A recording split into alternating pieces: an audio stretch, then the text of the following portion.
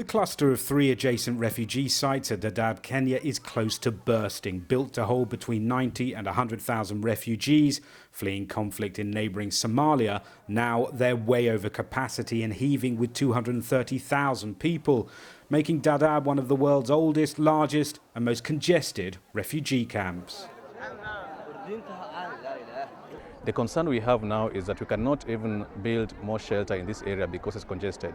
So most of the refugees who are coming from Somalia are depending on people who've been here, some relatives and friends who've been here for some time, who are accommodating them and have been very, very, very supportive to them and giving them at least the basics before we start giving them more elaborate support. Over the past year, more than 60,000 refugees have arrived at the camp and some 200 a day continue to show up at Dadaab's perimeter fence, too many to be processed immediately. Those with the greatest need are processed first. Others, who have relatives already in the camps, stay with them, sharing their meagre rations.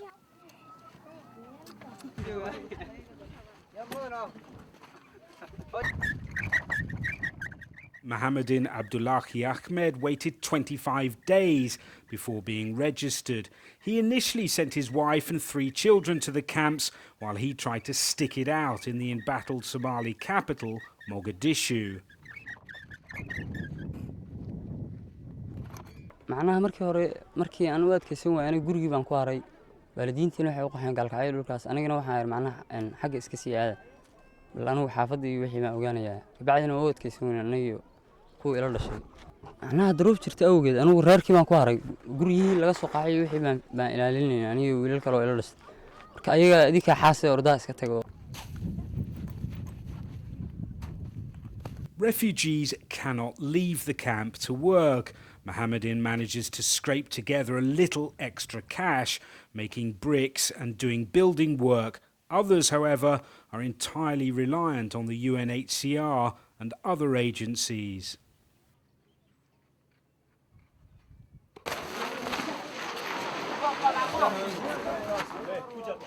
Apart from shelter, refugees receive regular supplies, food, flour, paraffin, but the growing numbers are stretching the camp's limited resources.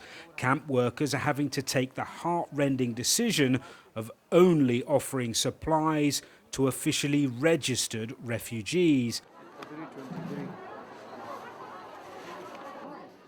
Others, like 55-year-old Ramra Muhamed Ali, have to rely on handouts from their relatives.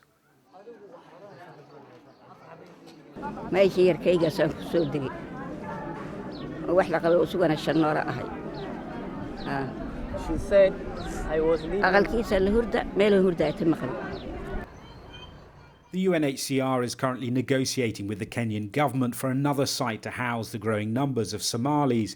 In December, UNHCR issued an appeal for $92 million to build on the new site and improve conditions in the 18-year-old Dadaab camps.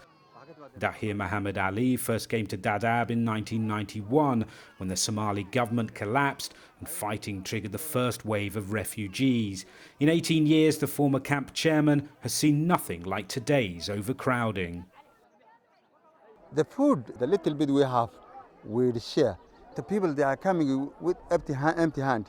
They need what they're eating, they need what they're drinking, and the government and the UNHCR, they have little resource, and we cannot supply ourselves.